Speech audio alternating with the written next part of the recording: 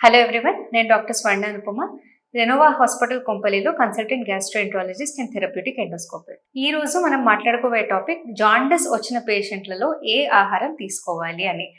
నాకు మొన్న ఒక ఓపీడీలో ఒక పేషెంట్ వచ్చారు. ఒక 20 years ఓల్డ్ ఫీమేల్ అనమాట.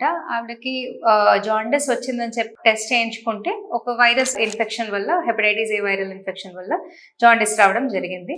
సో మెల్లగా ట్రీట్మెంట్ తర్వాత పేషెంట్కి మెల్లమెల్లగా జాండస్ లెవెల్స్ తగ్గుముఖం పట్టి బెటర్ అవుతూ ఉన్నారు.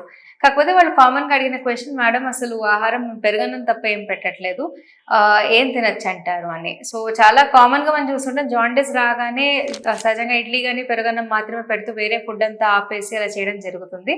అలా చేయడం కరెక్ట్ కాదండి. ఎందుకంటే nutrition is very important in recovery of jaundice and other liver disorders అనమాట. సో మంచి పౌష్టిక ఆహారం ఇవ్వాల్సిన అవసరం ఉంటుంది పేషెంట్కి. సో సహజంగా పథ్యం అంటే ఆయిలీ ఫుడ్స్ కానీ, జంక్ ఫుడ్ కానీ, కొవ్వు పదార్థాలు ఎక్కువ ఉన్న ఆహారం కానీ తీసుకోకుండా ఉంటే మంచిది పేషెంట్. కానీ తాజా కూరగాయలు, పళ్ళు వీటన్నిటిలో ఏ విధమైన పథ్యం అవసరం లేదు. అన్ని రకాలు తినచ్చు. ఇంట్లో వండిన పదార్థాలు విత్ మినిమల్ ఆయిల్, ఫ్యాట్ లేకుండా ఏదైనా తీసుకోవచ్చు. అప్పుడు రికవరీ కూడా బాగుంటుంది. అలానే పప్పు ధాన్యాలు కానీ, వేరే ఎగ్ అలాంటివన్నీ కూడా వితౌట్ ఎల్లో పార్ట్ తీసుకోవచ్చు.